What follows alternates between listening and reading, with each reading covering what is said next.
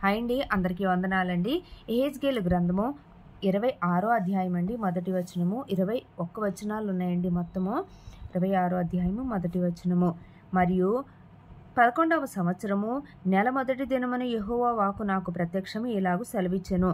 నరపుత్రుడా, యెరూషలేమును గూర్చి ఆహాజనములకు ద్వారముగానున్న పట్టణము పడగొట్టబడెను, అది నా వశమాయెను, అది పాడైపోయినందున నేను పరిపూర్ణము నొందితిని అని తూరు చెప్పెను గనుక ప్రభువైన యెహోవా సెలవిచ్చినదేమనగా, తూరు పట్టణమా, నేను నీకు విరోధినైతిని. సముద్రము దాని తరంగములను పొంగజేయు రీతిగా నేను అనేక జనములను నీ మీదుగా రప్పించెదను. వారు వచ్చి తూరు యొక్క ప్రాకారములను కూల్చి దాని కోటలను పడగొట్టుదురు. నేను దాని మీదనున్న మంటిని తుడిచి వేయుదును, దానిని ఒట్టిబండగా చేసేదను. సముద్రము దాని ఆవరించును, అది వలలు పరచుటకు చోటగును. నేనే మాట ఇచ్చిదను. ఇదే ప్రభువు యెహోవా వాక్కు, అది జనములకు దోపుడు సొమ్ము అగును. 6వ వచనమండి. బయటి పొలములో ఉన్న దాని కుమార్తెలు కత్తిపాలగుదురు. అప్పుడు నేను యెహోవానై ఉన్నానని వారు తెలుసుకొందురు. ప్రభువైన యెహోవా సెలవిచ్చినదేమనగా, రారాజుకు బబులోను రాజైన నెబుకద్నెజరును నేను తూరు పట్టణము మీదికి రప్పించుచున్నాను.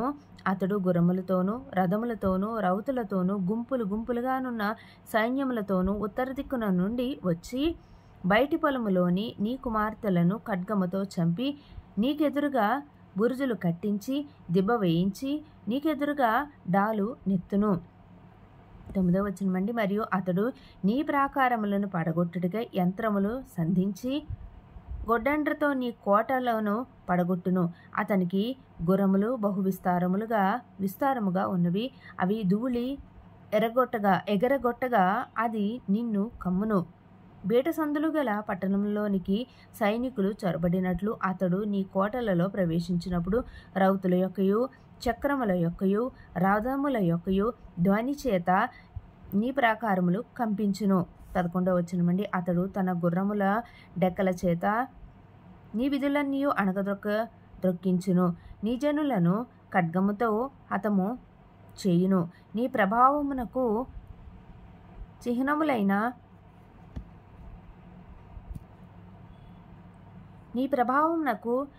చిహ్నములైన స్తంభములు నేలను కూలును.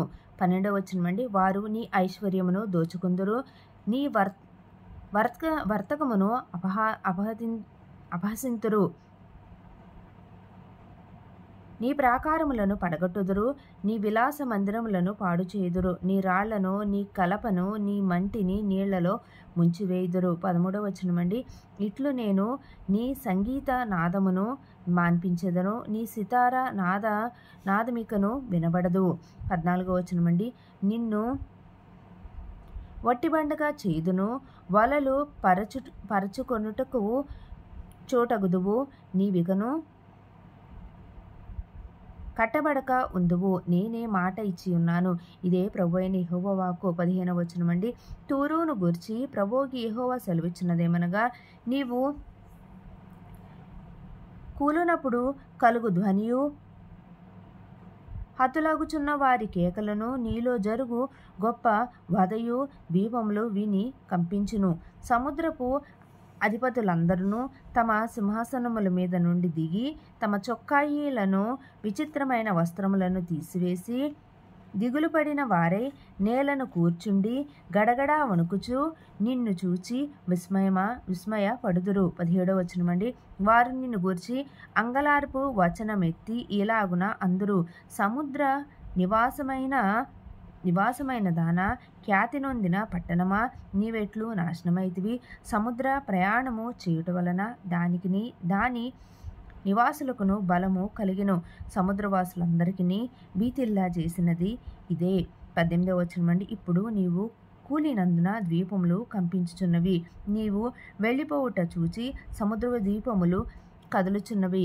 19వ వచనమండి. ప్రభువైన యెహోవా సెలవిచ్చినదేమనగా, నివాసు లేని పట్టణముల వలెనే నేను నిన్ను పాడు చేయునప్పుడు మహాసముద్రము నిన్ను ముంచునట్లుగా నీ మీదికి నేను అగాధ జలములను రప్పించెదను. పురాతన కాలమందు పాతాళములోనికి దిగిపోయిన వారి యొద్ద నీ ఉండునట్లు నేను నిన్ను పడవేసి నీవు జనములేని దానవగునట్లు నేను నిన్ను పడవేసి నీవు జనములేని దానవగుటకై పురాతన కాలంలో పాడైన జనుల యొద్ద భూమి క్రిందనున్న స్థలములలో నీకు నివాసము నిర్ణయింతును. పాతాళములోనికి దిగి పోవారితో కూడా నిన్ను నివసింప చేసేదను.